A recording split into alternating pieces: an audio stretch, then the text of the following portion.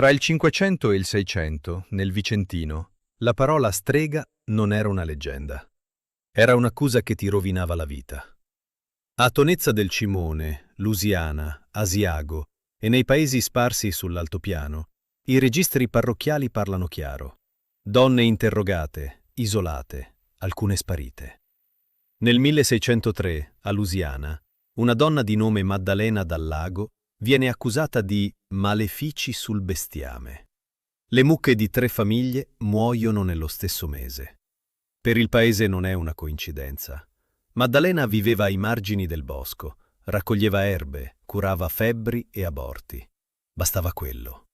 Viene chiamata di notte nella canonica. Nessun processo pubblico, solo domande, preghiere forzate, silenzi. Dopo una settimana, Maddalena non torna più a casa. Il documento ufficiale dice trasferita, ma nessun paese vicino registra il suo arrivo. Da allora, nei boschi tra Lusiana e Conco, i pastori raccontano la stessa cosa. Una donna ferma tra gli alberi, immobile, che non parla. Quando ti avvicini, sparisce. E il bestiame rifiuta di passare da lì. Non è una leggenda antica. È quello che resta quando una persona viene cancellata e il posto se ne ricorda.